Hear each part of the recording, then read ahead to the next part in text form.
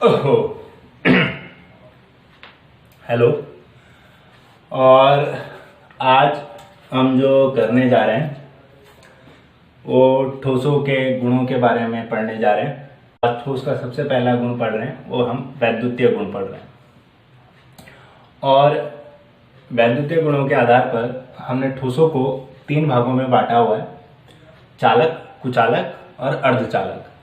अगर हम चालक की बात करें तो चालक पदार्थों की खास बात यह होती है कि ये वैद्युत धारा का चालन आसानी से करते हैं, जबकि कुचालक पदार्थ की खास बात यह होती है कि कुचालक वैद्युत धारा का चालन नहीं करते हैं।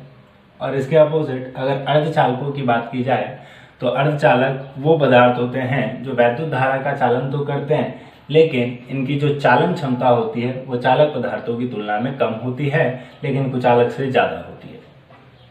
तो अब पेपर में जो क्वेश्चन पूछा जाता है वो क्वेश्चन कुछ ऐसा आता है कि बैंड सिद्धांत के आधार पर हम लोगों को चालक, कुचालक व अर्धचालक की व्याख्या करनी होती है। कहने का मतलब कि अगर कोई ठोस पदार्थ वैद्युत धारा का चालन कर रहा है तो क्यों कर रहा है, उसको बैंड सिद्धांत के आधार पर बताना है। कोई पदार्थ अगर वैद्युत धारा का चालन नहीं कर रहा है तो क्यों नहीं कर रहा है, उसको आपने बैंड सिद्धांत के आधार पर एक्सप्लेन करना है। खास बात, बैंड सिद्धांत के बारे में आपसे क्वेश्चन नहीं पूछा जाता। क्वेश्चन मोस्टली आता है कि बैंड सिद्धांत के आधार पर चालक, कुचालक व अर्धचालक की व्याख्या कीजिए। और फिर भी थोड़ा सा बैंड सिद्धांत के आधार पर बैंड सिद्धांत को समझ लेते हैं कि बैंड सिद्धांत कहता क्या है। तो जैसे हम जानते हैं कि अगर हम किसी ठोस पदार्थ की बात करें तो जो ठोस में संघटक कण होते हैं वो बिल्कुल एक दूसरे के पास पास होते हैं, बिल्कुल एक दूसरे के पास पास, जिसके कारण बैंड सिद्धांत कहता है कि ठोसों में संघटक कण पास पास होने के कारण इनकी समान ऊर्जा की ऑर्बिटलें एक दूसरे के साथ अंतर क्रिया करती हैं, एक दूसरे के साथ मिल जाती हैं और मिलके ऑर्बिटलों का समूह बना लेती हैं।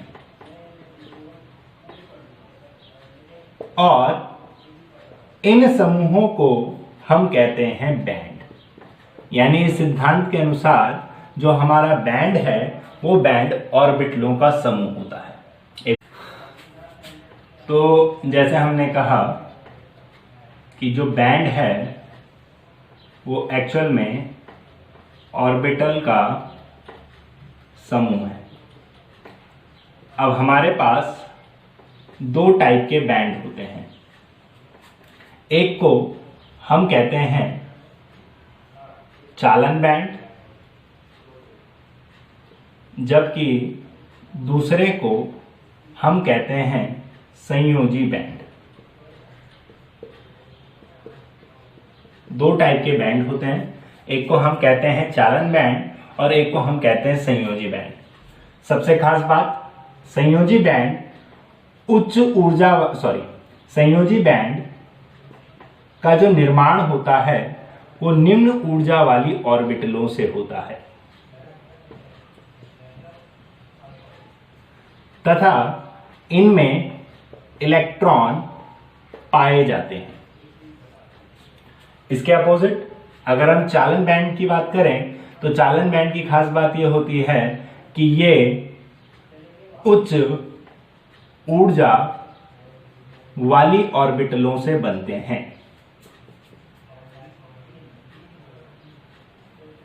तथा इनकी खास बात यह होती है कि इनमें इलेक्ट्रॉन नहीं पाए जाते हैं।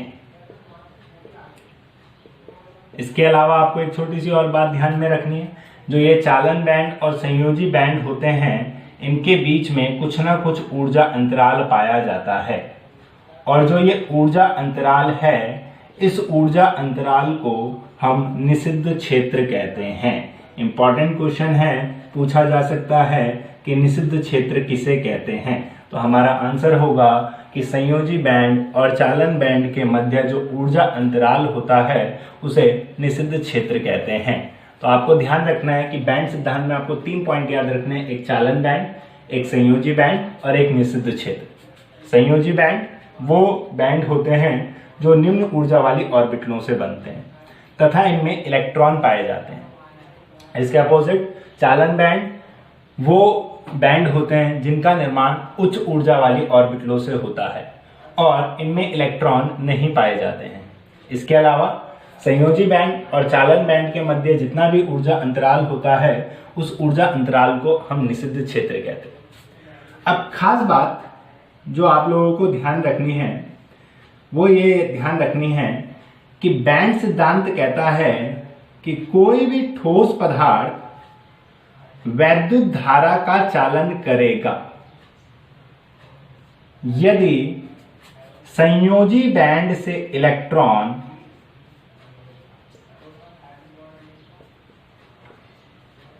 चालन बैंड में चले जाएंगे।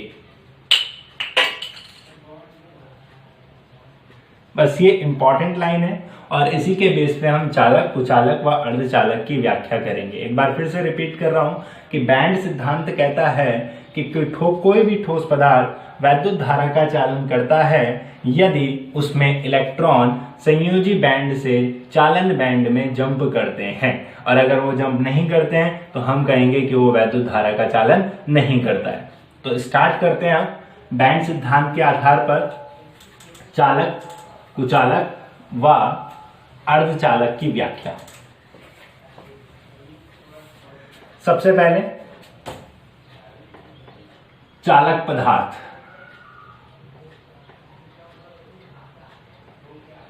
तो चालक पदार्थ की खास बात, ये वैद्युत धारा का चालन करते हैं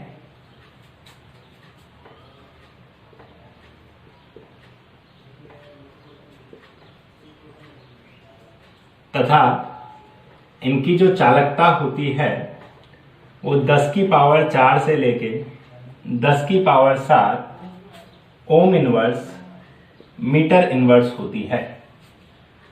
तीसरी बात, इसको हम किस तरीके से एक्सप्लेन करेंगे जरा समझना। तो जैसे कि हमने पढ़ा चालक पदार्थ वो पदार्थ होते हैं जो वैद्युत धारा का चालन करते हैं। तो बैंड सिद्धांत के अनुसार अगर ये वैद्युत धारा का चालन करता है तो इसका सीधा सीधा मतलब यह है कि इसमें जो इलेक्ट्रॉन होंगे वो संयोजी बैंड से चालन बैंड में आसानी से जंप करते होंगे। बस अब हमें सोचना है कि इसमें इलेक्ट्रॉन संयोजी बैंड से चालन बैंड में आसानी से क्यों जंप करते हैं। तो उसका मेन कारण ये है कि इनमें संयोजी बैंड और चालन बैंड के बीच का जो ऊर्जा अंतराल होता है जिसे निषिद्ध क्षेत्र कहते हैं वो नगण्य होता है। संयोजी बैंड और जो हमारा चालन बैंड है उनके मध्य जो ऊर्जा अंतराल है वो नगण्य होता है। इस कारण से जो चालक पदार्थ होते हैं वो वैद्युत धारा का चालन करते हैं। तो यानी व्याख्या में आप क्या लिख सकते हैं कि इनमें संयोजी बैंड व चालन बैंड के मध्य ऊर्जा अंतराल नगण्य होने के कारण इलेक्ट्रॉन संयोजी बैंड से चालन बैंड में चले जाते हैं।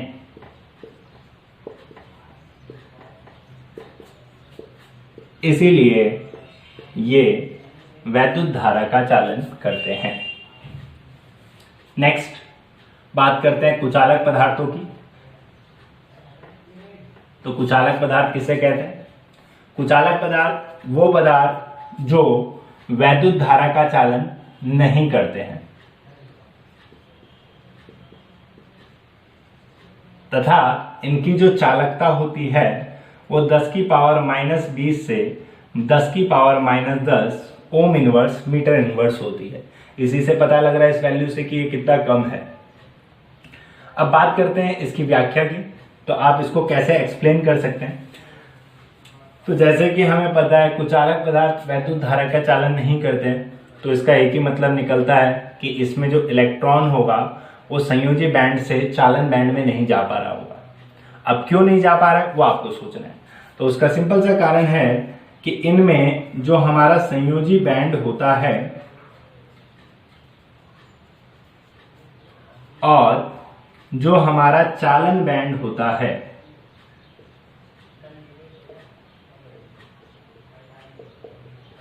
उनके बीच का जो ऊर्जा अंतराल होता है वो बहुत अधिक होता है।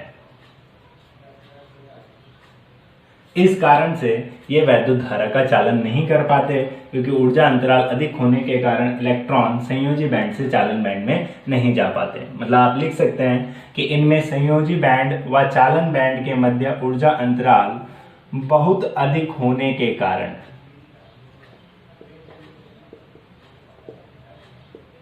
इलेक्ट्रॉन संयोजी बैंड से चालन बैंड में नहीं जा पाते हैं। इस कारण से ये वैद्युत धारा का चालन नहीं कर पाते हैं। नेक्स्ट बात करते हैं अर्धचालक पदार्थ की। नेक्स्ट बात करते हैं अर्धचालक पदार्थ की। तो अर्धचालक पदार्थों की खास बात क्या होती है कि ये वैद्युत धारा का चालन तो करते हैं लेकिन कुचालक की तुलना में बहुत अधिक और चालक की तुलना में कम। यानी हम कह सकते हैं कि इनकी जो चालकता होती है वो चालक व कुचालक के मध्य होती है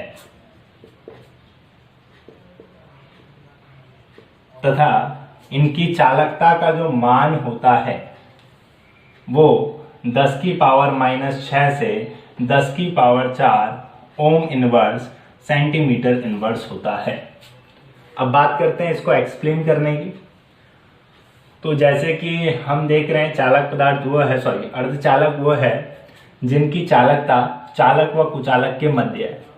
मतलब इसमें इलेक्ट्रॉन संयोजी बैंड से चालन बैंड में तो जंप करते होंगे लेकिन जंप करने वाली जो मात्रा होगी वो कम होगी।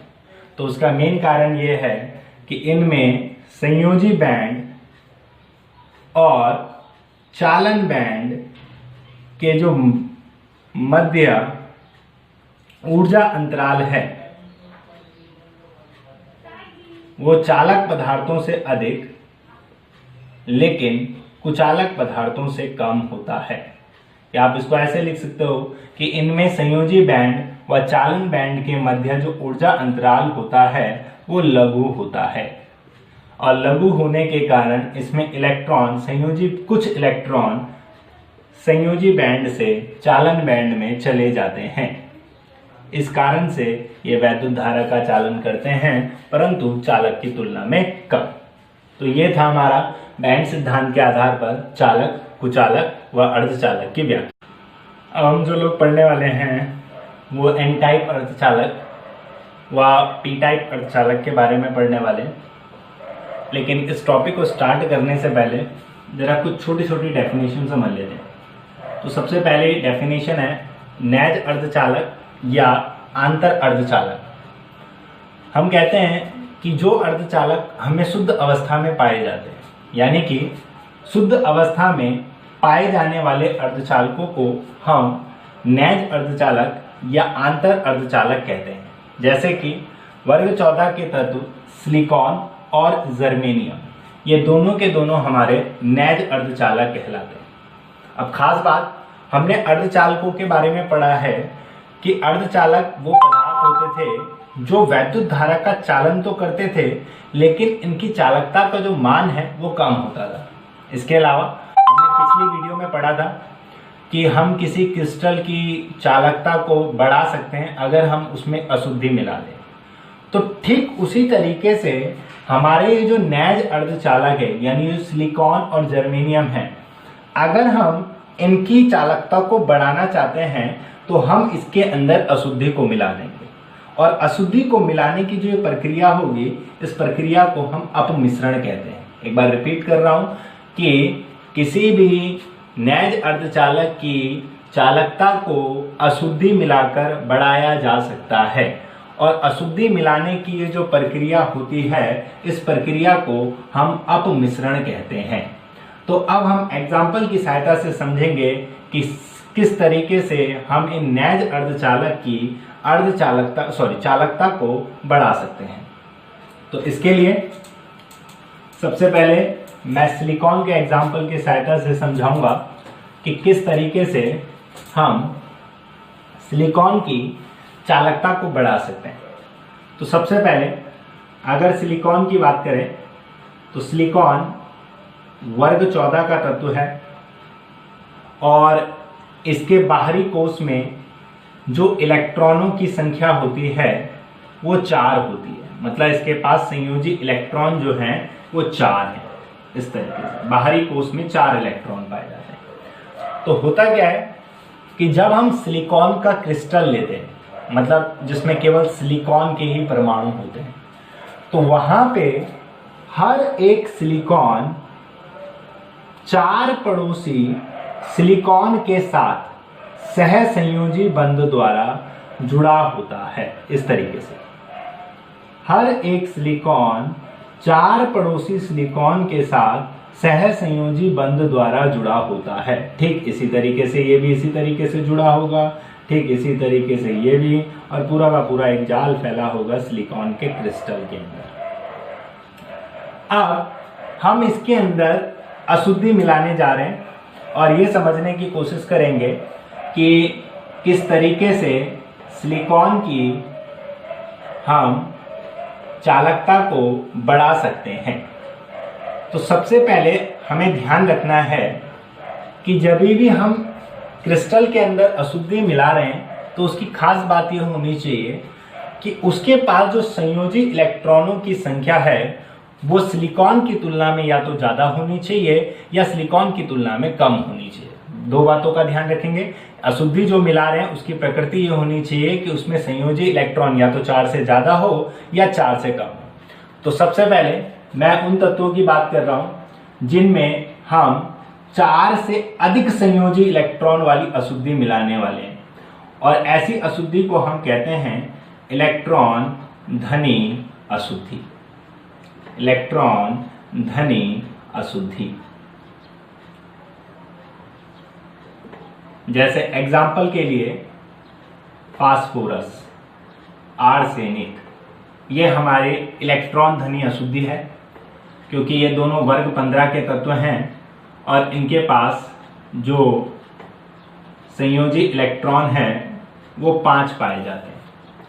अब होता क्या है कि जैसे एग्जाम्पल के लिए मान लीजिए हमने सिलिकॉन के अंदर फास्फोरस की अशुद्धि मिलाई, तो होगा क्या कि जब हम इसके अंदर फास्फोरस की थोड़ी सी मात्रा डोप करेंगे तो क्या होगा, हमारा जो फास्फोरस होगा वो सिलिकॉन के कुछ परमाणुओं को प्रतिस्थापित कर देगा, उनको हटाएगा और उनका स्थान ले लेगा। जैसे मान लीजिए यहां से हमारा सिलिकॉन का परमाणु हटा और इसकी जगह पर फास्फोरस का परमाणु आ गया।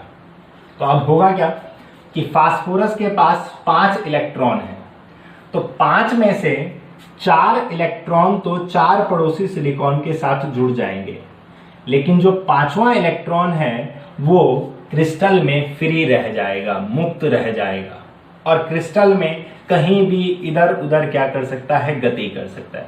और जहां इलेक्ट्रॉन गति करता है हम कहते हैं वहां चालकता का मान बढ़ जाता है, वहां पर चालकता का मान बढ़ जाता है। इस मुक्त इलेक्ट्रॉन के कारण यहाँ पे सिलिकॉन क्रिस्टल की जो चालकता है वो बढ़ जाएगी और इससे हमारे पास जो अर्धचालक बनता है उसको हम एन टाइप अर्धचालक कहते हैं।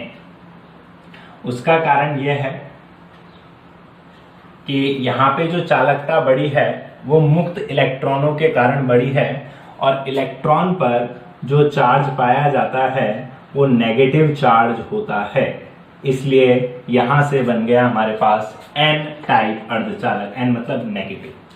तो याद रखना, जहां पे भी हमें एन टाइप अर्धचालक बनाना हो वहां पर हमें हमेशा इलेक्ट्रॉन धनी अशुद्धि मिलानी पड़ती है। यानी जब किसी अर्धचालक में इलेक्ट्रॉन धनी अशुद्धि को मिलाया जाता है तो हमारे पास एन टाइप अर्धचालक बढ़ते हैं और इनमें जो चालकता है वो मुक्त इलेक्ट्रॉनों के कारण बढ़ती है। सेकेंड, इसके अपोजिट अब हम दूसरी तरफ वो अशुद्धि मिलाने जा रहे हैं जिसमें संयोजी इलेक्ट्रॉन की संख्या 4 से कम है, और ऐसी अशुद्धि को हम कहते हैं इलेक्ट्रॉन न्यून अशुद्धि। तो एक बार फिर से हम अपने सिलिकॉन क्रिस्टल को बना लेते हैं, और इस सिलिकॉन क्रिस्टल में हम इलेक्ट्रॉन न्यून अशुद्धि मिला रहे हैं, जो कि है हमारे पास एल्यूमिनियम या जर्मेनियम, सॉरी या गैलियम या बोरोन आदि। इनके पास जो संयोजी इलेक्ट्रॉन है वो 3 है, मतलब इनमें इलेक्ट्रॉनों की कमी है, इसलिए इनको इलेक्ट्रॉन न्यून अशुद्धि कहते हैं। तो मान लीजिए हमारे पास ये सिलिकॉन क्रिस्टल है, और इस सिलिकॉन क्रिस्टल में हमने एल्यूमिनियम को डोप कर दिया, तो होगा क्या कि एल्यूमिनियम के कुछ परमाणु सिलिकॉन के कुछ परमाणु को प्रतिस्थापित कर देंगे। तो थोड़ी देर के लिए मान लेते हैं कि यहां से सिलिकॉन का परमाणु हटा और सिलिकॉन की जगह पे एल्यूमिनियम आ गया। अब एल्यूमिनियम के पास 3 संयोजी इलेक्ट्रॉन होते हैं, इसलिए वो 3 पड़ोसी सिलिकॉन के साथ जुड़ जाएगा, लेकिन जो चौथा स्थान होगा वो खाली रह जाएगा, जिसको हम रिक्ति या छिद्र या कोटर कहते हैं। रिक्ति या छिद्र या फिर हम कोटर कहते हैं। और इन रिक्ति के कारण जो इलेक्ट्रॉन है वो अपनी पोजीशन को एक्सचेंज करने लग जाएंगे। एक बार रिपीट कर रहा हूं कि इस रिक्ति की उपस्थिति के कारण जो इलेक्ट्रॉन है वो अपनी स्थिति को बदलने लग जाएंगे, और जहां इलेक्ट्रॉन अपनी स्थिति को बदलने लग गए, मतलब उनमें गति आ गई, तो हम कहेंगे जो हमारा अर्धचालक है उसकी चालकता बढ़ गई है। और इससे जो हमारे पास अर्धचालक बनते हैं उन अर्धचालकों को हम पी टाइप अर्धचालक कहते हैं। पी टाइप इसलिए बोलते हैं क्योंकि जो हमारी रिक्ति या छिद्र या कोटर है इनको हम पॉजिटिव चार्ज मानते हैं, इसलिए हम कहते हैं कि यहाँ पर हमारे पास जो अर्धचालक बना वो पी टाइप अर्धचालक बना। मतलब हमें ध्यान रखना है कि अगर हमें कहीं पे भी पी टाइप अर्धचालक बनाना है तो वहां पर हमें इलेक्ट्रॉन न्यून अशुद्धि को मिलाना पड़ेगा, और इस प्रकार के अर्धचालकों में जो चालकता है वो रिक्ति के कारण बढ़ती है।